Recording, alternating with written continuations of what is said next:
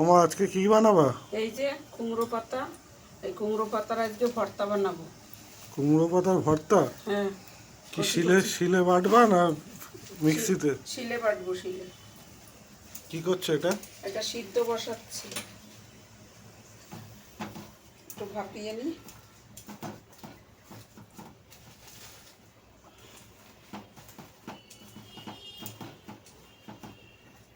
এই যে ভর্তার জন্য শুকনো লঙ্কা ভাজবো, রসুন ভাজবো। তার জন্য এই যে এগুলো হালকা করে ভেজে নেব। শুকনো লঙ্কা ভাজা হয়ে গেছে, তুলে নিলাম। এবার রসুনটা ভেজে নেব।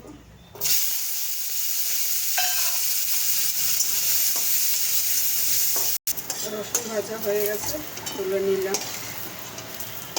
মাছ দেবো সঙ্গে, এই যে মাছ দিয়ে দিলাম, দুটো কাঁচা মাছ দিলাম। এই যে কুমড়ো পাতাটা সিদ্ধ হয়ে গেছে, এবার জলটা ঝরিয়ে নিচ্ছি। জলটা ঝরে গেলে কড়াইয়ের মধ্যে দিয়ে একটু নেড়ে তারপরে শিলে ফেলে বাটবো। মাছ ভেজে নিলাম, মাছটা নামিয়ে নিলাম,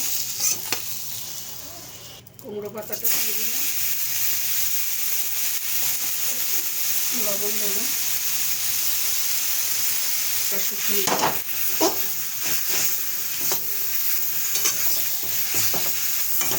ভেঙে দিলাম। আর কাঁটাটা ছাড়িয়ে নেব। এর ভিতর দুটো কালো জিরে দিলাম। শিলে কুমড়ো পাতার ভর্তা বানাচ্ছি, শিলে বেটে।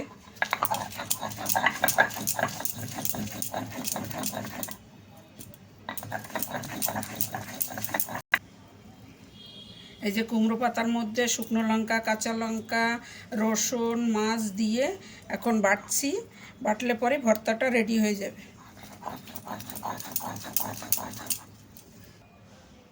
একবার বেটে নিলাম, এবার ভালো করে ফিনিশিং দিচ্ছি। এর মধ্যে আমি কালো জিরা, শুকনো লঙ্কা, কাঁচা লঙ্কা, মাছ দিয়ে একসঙ্গে বেটেছি শিলে। আর এই শিলে বেটে আপনারা একবার ভর্তাটা খেয়ে দেখবেন কেমন লাগে। শিলে বাটলে খুব টেস্ট হয়, এই জন্য আমি শিলে বেটেই করি।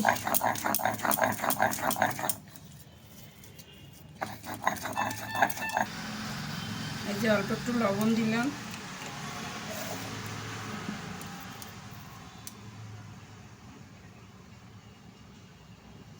যে সর্ষের তেল দিলাম।